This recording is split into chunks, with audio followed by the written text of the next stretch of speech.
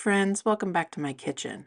If you're new here, hi, my name is Jen. I do cooking, canning, and food preservation videos every Tuesday, and I do vlogs on Friday.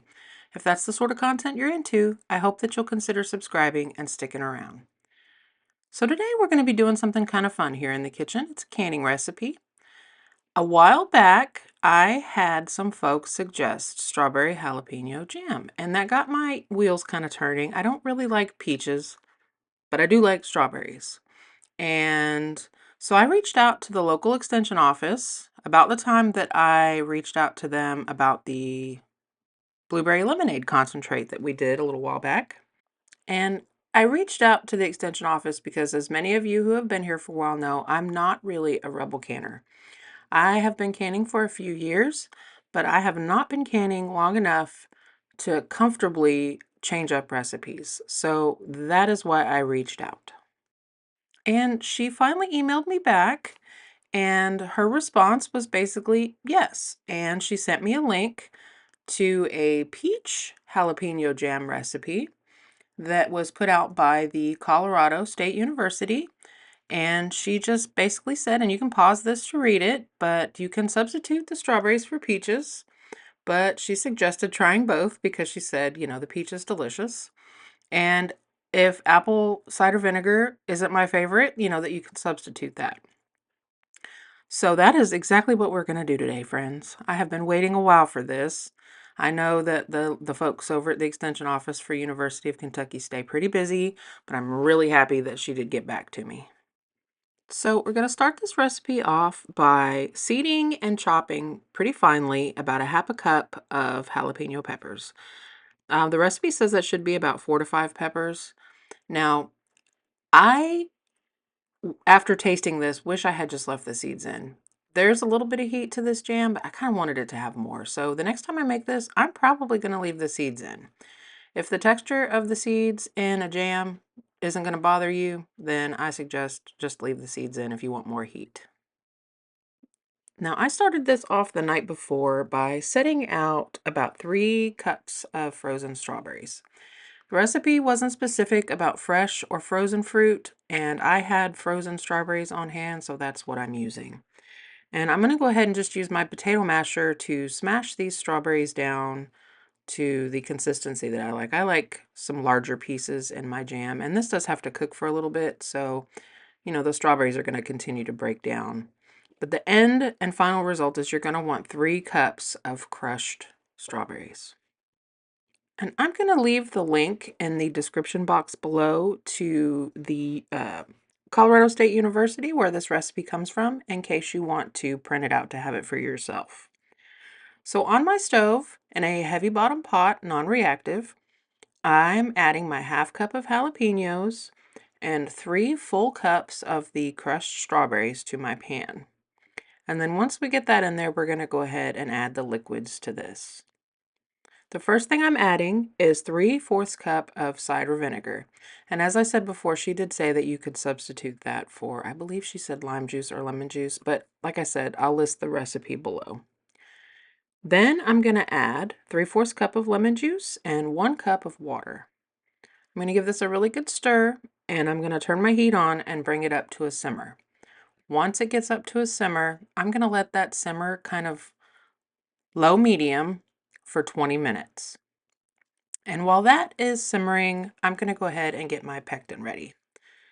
So over here I have 4 cups of sugar, and to that I'm going to add one 3/4 ounce package of powdered pectin. And I'm going to go ahead and mix this into my sugar just for the sole purpose so that I don't have big chunks of pectin. Normally I use Hoosier Hill Farms pectin, but I had this and it needed to be used up. And these little packages of fruit pectin I find clump. The Hoosier Hill Farm, I've never had any problems with, big chunks of pectin floating around in my jam, but these packaged ones definitely give me a problem. So just mix that in with your sugar. And while your strawberries are simmering for 20 minutes, just come by every, couple minutes and give it a really good stir so that nothing sticks to the bottom of your pan. Once this has simmered for 20 minutes, we're going to go ahead and add our 4 cups of sugar and our pectin to this. Stir it really well to make sure that the sugar and the pectin are dissolved into the liquid. Do not walk away from it at this point. It will, once you put the sugar in it, scorch right to the bottom of your pan. You also run the risk of this boiling over and just absolutely destroying your stovetop. So, pay attention to it from here on out.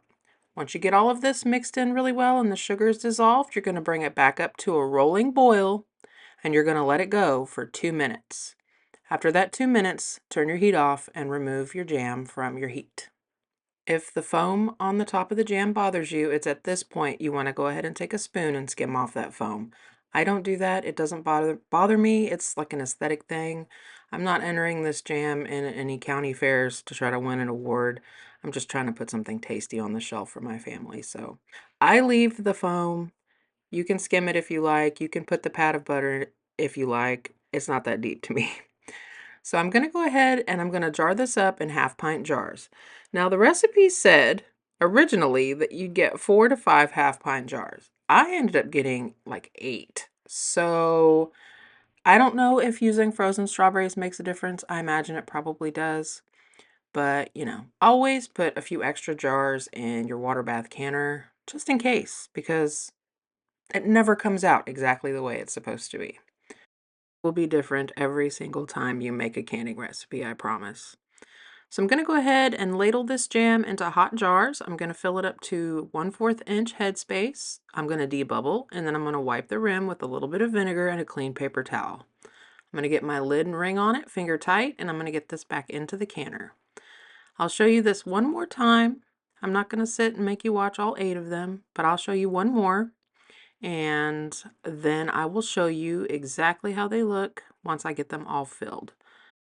Now, if you're looking for a more in-depth, sort of detailed step-by-step video on, canning jam, I did do a video about a year ago for beginners canning strawberry jam, and I will put a little link up here in the upper right-hand corner to that video if you are new at canning or you've never tried to make jam before.